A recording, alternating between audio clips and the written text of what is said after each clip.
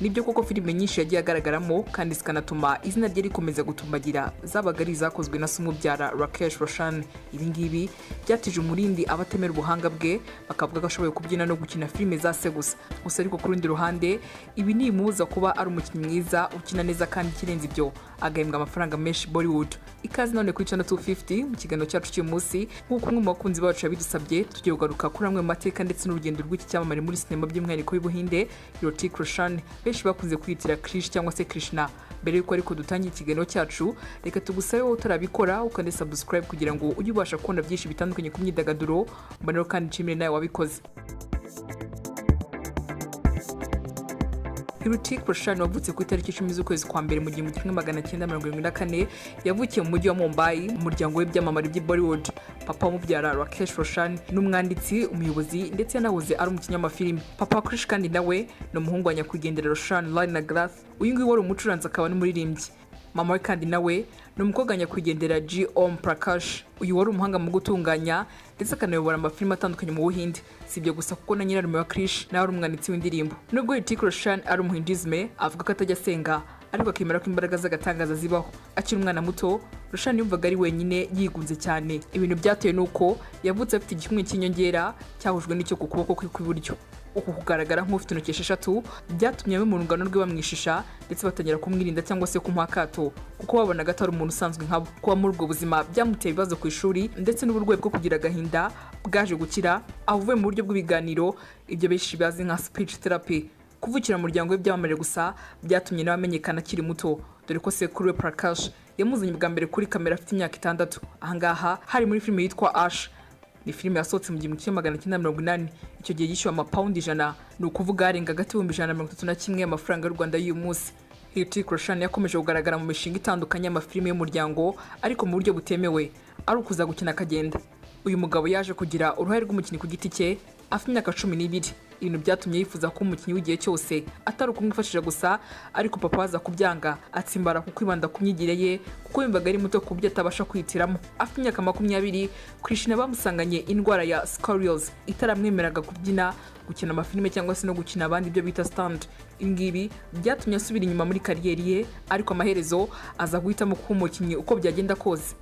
Amaze hafi umwaka umwe amenye ko arwaye ino ndwara ubwo yari atembereye ku mazi yaboneyeho umwanya maze ku mucanga. Icyo gihe ngo n'imvura yaragwaga. Ikintu cyatangaje kuri uwo munsi ni uko atigeze ababara kandi bitanamugize n'izindi ngaruka. Iyo avuga uwo munsi Rohit Roshan avuga ko nta mubabaro wari uhari kandi ko ari nka the turning point y'ubuzima bwe cyangwa se ko ari umunsi ubuzima bwe bwahinduye icyerekezo ugenekereje mu Kinyarwanda. Rohit Roshan yize mu kigo cyitwa Sydenham College. Ahangaha akaba ariho yize ibijyanye no kubyina ndetse n'umuziki ariko aza kurangiriza mu bucuruzi. Mu myaka za 47 kugeza mu 1997 Krishna yongirije papa we cyangwa se aba assistant director mu mafilime ane yakunzwe ariyo Kudrgaz, King Uncle, Karan Arjun ndetse na Kora. Nubwo yari yarakinnye filime ari umwana ndetse akajya yongiriza papa we muri filime zimwe na zimwe, Krishna yatangiye kugaragara cyangwa se kugafata mu mvugo y'ubu ngubu mu mwaka wa 2000. Ubundi byari biteganyijwe ko Roshan azakina bwa mbere nk'umukinnyi w'imena muri filime yahagaritswe yari yiswe Talalom Papam ariko byaje kurangira akinye mu yindi y'urukundo yiswe Kauna Pure High. Ni filime yakozwe na Sumubyara maze iba imwe muri filime zatumye abantu batangira kumenya yaba iwabo ndetse no hirya no hino ku isi ku bantu bakunda filime z'Ibihinde. Muri iyi filime Roshan akina role ebyiri zitandukanye dore ko akina afite undi muntu basa. Gusa ibi ngibi byumvikane neza ko ari we wakinye hombi ko mu busanzwe nta mpanga agira. Igice kimwe muri iyi filime yakinye yitwa Rohit, umuririmbyi uza kwicwa mu nyamaswa nyuma yo kubona ubwicanyi bwakorerwaga umuntu, ndetse kandi anakina yitwa Raj uza gukundwa n'umukunzi ubu warahoze akundana na Rohit. Mu kwitegura kugaragara neza muri no filime Roshan yatojwe n'umukinnyi w'icyamamare muri filime z'Abahinde Salman Khan kugira ngo yongere kwiyongera ku mubiri we. Iyi filime Kahona Pure High yabaye filime y'Abahinde yinjije amafaranga menshi mu mwaka wa 2000 ndetse muri uwo mwaka Roshan aba umukinnyi wa mbere wegukanye ibihembo byombi bya Filmfare ndetse n'umukinnyi witwaye neza muri uwo mwaka. Filime kandi yahise indi sura Roshan maze imwerekana nk'umukinnyi ukomeye muri Bollywood. Filime ya kabiri yagaragayemo ni filime ya Khalid Muhammad, filime yiswe Fiza. Muri filime Roshan yakinnye nk'umuhungu w'umuyisilamu w'inzirakarengane wabaye ikihebe nyuma y'imyivumbagatanyo yabereye Mumbai kuva mu 1992 kugeza mu 1993. Fiza kandi nayo yakinanyemo n'ibindi byamamare nka Karisma Kapoor ndetse na Jaya Bachchan. Ni filime kandi yongeye gutumbagiza izina rye ku rundi rwego maze bituma abavuga ko atunzwe no gukina filime zase gusa basa nk'abacecetse. Mu mwaka wa 2003 kwamara kwa Roshan udasize n'amafaranga yinjizaga bikuye mu gukina filime gusa byikubye inshuro utabara. Uhereye nko muri filime yitwa Homil Guy yo muri 2003, ni filime ibanziriza ibice bya Krish. Iyi ni filime kandi yayobowe ikanakorwa na se. Filime byamusabye guta hafi y'umunani bitewe na role yari yahawe. Ahangaha akinamo yitwa Rohit, umusore ububana n'ubumuga uzagura n'ikivejuru uko abapolisi bakomeza kugishakisha, ari nako nawe akomeza guhisha inshuti za gukora ibintu by'agatangaza. Mu mwaka wakurikiyeho no kuvuga muri 2004, Roshan yagaragaye muri filime yitwa Rakashia, gusa kuva icyo gihe kugeza muri 2006 ntabwo yongeye kugaragara kuri kamera kugeza ubwo yagaragaraga muri filime 3 zirimo ICU ndetse na Krish, n'ubundi filime yakozwe na papa we inagaragaramo kandi n'ibyamamare birimo na Priyanka Chopra. Mbere y'uko habaye ikorwa rya Krish, Roshan yagiye mu Bushinwa kwitozanya na Tony Ching. Uyu nguyu yamufashije kubasha kugaragaza ubuhanga bwose ubona muri Krish, uretse ko nanone akikoranabuhanga katabura ndetse no mu gukina Krish Roshan yavunitse inshuro zitabarika. Krish yabaye filime ya kabiri yinjije amafaranga menshi muri Bollywood uwo mwaka, ndetse kandi inamuhesha ibihembo by'umukinnyi witwaye neza mu mwaka wa 2007 ndetse n'ibihembo mpuzamahanga bitandukanye kubera role nk'umujura w'umuhanga udasanzwe muri Doom 2 yo muri 2006 afatanyije na Ashra Ray, Bipasha Basu ndetse na Bushek Bachchan. Roshan yatsindiye igihembo cye cya gatatu cya Filmfare nk'umukinnyi witwaye neza, ndetse n'iyi filime ijya muri filime z'abahinde zinjije amafaranga menshi z'ibihe byose. Nyuma ya role yo muri filime Lucky by Chance ya Zoya Akatal yo muri 2009, Roshan yagaragaye kandi yandika indirimbo Cats in the Sky iri muri filime yiswe Kites yo muri 2010. Iyi filime yakozwe na se n'ubundi kandi ahakina ari umugabo ukora uburiganya mu gushaka green card Las Vegas maze agashakana n'abagore 11 bose batandukanye kugira ngo abone amafaranga. Ni filime yabaye ya mbere ivuye Bollywood yagiye mu 10 za mbere zakunzwe mu majyaruguru ya Amerika, nubwo ku rundi ruhande ariko itakiri neza naho mu rugo, aho ruvuga Box Office India rwatangaje ko ino filime bananiwe gukoresha neza ibijyanye n'ururimi rw'igihinde. Muri 2013, Hrithik Roshan yagaragaye mu gice cya gatatu cya filime y'urukurikirane Krish 3, aho kandi akina na Priyanka Chopra, Vivek Oberoi ndetse na Kangana Ranu. Mu ikorwa ry'igice cya gatatu cya Krish, Roshan yaraguye maze muviramo imvune y'umugongo. Icyo gihe abantu benshi batekereje ko izindi scene zose zari sigaye atazabasha kuzikina neza, ariko wavuga yuko yakinnye neza ntabwo yababeshye. Nubwo ariko none ku rundi ruhande hari abatekereje ko iyi filime ishimishije ariko ikaba idafite umwimerere.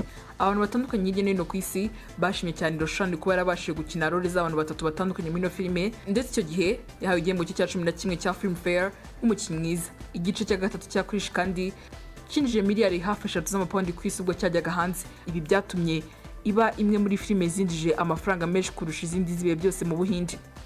Muri 2016, Krishna cyangwa se Roshan yagaragaye muri filime yitwa Mahenjo Dalo. 2017 agaragara mu yitwa Kabil ari kumwe na Yami Gutam. Ni filime igaruka ku nkuru y'urukundo ivuga ku mpumyi ihorera gufatwa ku ngufu k'umugore wayo wari impumyi, maze kugira ngo Roshan agaragaze ko ibyo yavugaga ari ukuri, yakoze ibisa nk'agatangaza maze yifujyana mu cyumba iminsi 4 kandi yirinda guhura n'abantu. Nyuma y'imyaka 2 yarafashe ikiruhuko naho kugaragara imbere ya kamera, Roshan yongeye gukora, ari nako n'umwuga ukomeza gufata indi ntera, nuko abanza gukina filime y'amateka ya Vikas Bahil yitwa Super 30 mu mwaka wa 2019. Indi filime yakurikiye kandi yanakunzwe cyane ni War, akina hanganye na Tiger Shroff, umuhungu wa Jack Shroff. Aba nabo bakaba bari mu miryango ikomeye muri sinema y'Ubuhinde. Roshan kandi azagaragara mu kindi gice cya 4 cy'urukurikirane rwa Krish. Iki ngiki biteganyije ko kizajya hanze kuri Noheli uyu mwaka niba kitarakomwe mu nkokora n'icyorezo cya COVID-19 nka bimwe mu bikorwa byagiye bihagarara. Uretse gukina filime ariko, Hrithik Roshan benshi bamenye nka Krish cyangwa se Krishna, ni umunyamideli, umuririmbyi kandi n'umubyinnyi ukomeye. 2011, Roshan yari umwe mu bari bagize akanama nkemurampaka mu irushanwa Just Dance, maze bituma abo umukinnyi wa filime uhembwa amafaranga menshi nyuma yo guhembwa miliyoni 20 z'amapawundi. Aya marushanwa yatangiye mu kwezi kwa gatandatu maze aza kurangira mu kwezi kwa 10 mu mwaka. Kimwe nk'abenshi mu byamamare cyangwa se abandi baherwe, Roshan nawe azwi mu bikorwa by'ubugira neza, gusa umwihariko w'uyu mugabo ashyigikira cyane ibikorwa by'abana bavukanye ubumuga. Atera inkunga ihora y'ishuri ryitwa Dirk House ry'abana bafite ubumuga bwo mu mutwe i Mumbai. Mu mwaka wa 2008 kandi yatanze miliyoni 2 z'amapawundi mu bitaro bya Nanavati kugira ngo avure abana bafite ubumuga batishoboye. Roshan kandi yashinze fondasiyo y'abagira neza muri 2009 igamije gukora abamugaye, si ugufasha abafite ubumuga gusa ariko kuko Roshan yakunze kugaragara mu bindi bikorwa byo gufasha, aho mu mwaka wa 2013 yitabiriye ibirori byabereye Gatkopar. Amafaranga yavuye muri ibyo birori atanga nk'inkunga mu muryango utegamiye kuri leta utera inkunga abakobwa mu moko atandukanye mu Buhinde bafite ikibazo cy'imirire mibi n'inzara. Muri uwo mwaka kandi Krishna yatanze miliyoni zirenga 2 z'amapaundi kugira ngo afashe abahuye n'umwuzure wateye mu Buhinde 2013 kandi nabwo Roshani yabaye ambasaderi wa UNICEF mu Buhinde. Kubera gukina filime ndetse n'ubuhanga bwe byatumye yamamara maze benshi bakamukunda. Roshani yagiye akorana n'ibigo bitandukanye hirya no hino byamamaza, aha twavuga nka Kora, Tamarind and Hero Honda, Provague, Hide and Seek ndetse n'ibindi. Muri 2015 ikinyamakuru Times of India cyatangaje ko Roshani yakira hagati ya miliyoni 170 z'amadolari y'Amerika kugeza kuri miliyoni 210 z'amadolari y'Amerika kuri buri masezerano. Ibi ngibi byatumye aho umwe mu bahembwaga amafaranga menshi mu byamamare by'igitsina gabo mu Buhinde. Nubwo hari itandukaniro ry'amadini yabo, umwe akaba umuhindu undi akaba umuyisilamu, ku itariki 20 z'ukwezi kwa 10 mu mwaka wa 2000 Roshani yashakanye na Suzan Khan mu birori byihariye byabereye i Bangalore. Icyo gihe Roshani yavuze ko aha agaciro gakomeye imyizerere y'umugore we. Iyi couple ifite abahungu babiri, Hiran wavutse 2006 ndetse na Hirdan wavutse muri 2008. Aba bombi baje gutandukana mu kwezi kwa 12 mu 2013 ariko ubutane bwabo babuhabwa nyuma y'umwaka. Nubwo Roshani na Suzan Khan bakomeje kuvuga ko batandukanye mu bwumvikane, mu mwaka wa 2016 Roshani yatanze ikirego arega mugenzi we bakinana muri Krish 3 Kangana Ranu amushinja kumugendaho ku mbuga nkoranyambaga, ariko umugore ahakana ibyo Roshani yamushinjaga maze nawe atanga ikirego avuga ko Roshani ikirego cye cyari gushaka guhisha ko aba bombi baba bararyamanye akiri kumwe n'umugore we Suzan Khan. Gusa nyuma yo kubura ibimenyetso, polisi yo muri Mumbai yashyize akadomo kuri urwo rubanza nyuma y'uwo mwaka. Mu kwezi kwa 5 mwaka ariko uyu wahoze ari umugore wa Krish yongeye kugaragara mu itangazamakuru yemera ko we na Krish bamaranye guma muri rwose bari kumwe, ariko ntiyerura ngo avuga ko basubiranye, ahubwo atanga impamvu z'uko babikoze ku mpamvu z'abana babo.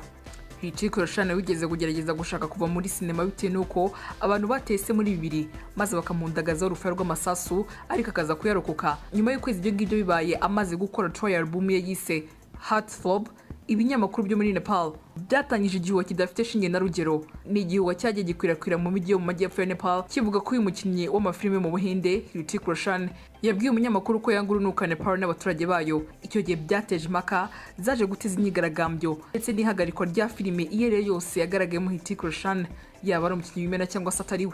Iyo myigaragambyo yanatumye hapfa abantu bagera muri 4 barimo abanyeshuri 2. Icyo gihe abaturage ba Nepal n'uburakari bwinshi bavuga ko bazamuhamba ari muzima naramuka asuye mu gihugu cyabo.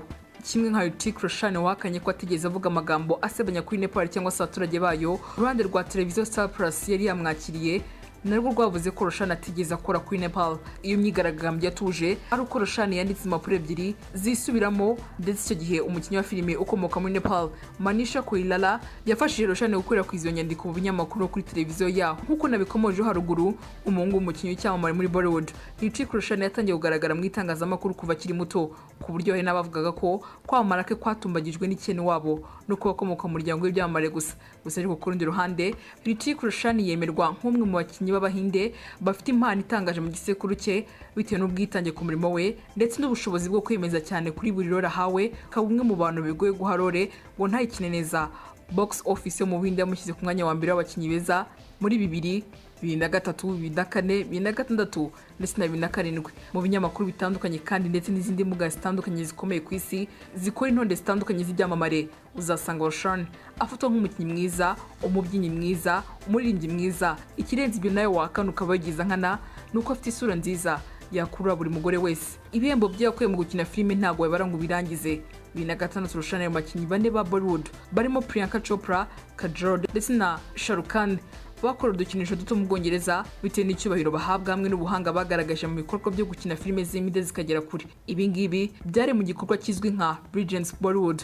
Igishushanyo kandi gisa neza nka we nacyo cyashyizwe mu nzu ndangamurage izwi nka Madame Tussauds mu Bwongereza. Ahangaha hari mu kwezi kwa mbere 2011. Igishushanyo cyashyizwe i Londres, i New York, Washington ndetse no mu yindi mijyi ikomeye ku isi. Nge nitwa Nikuingabiye, ndabashimiye cyane mwe mwese twabanye muri iki kiganiro. Uramutse wagikunze cyangwa se ufite inshuti cyangwa se n'umuvandimwe ukunda Krishna n'imyidagaduro muri rusange, ntibagirwe ko kimusangiza. Uramutse ufite ikibazo, igitekerezo cyangwa se n'inyunganizi, nabyo bidusangize muri comment. Ibihe byiza.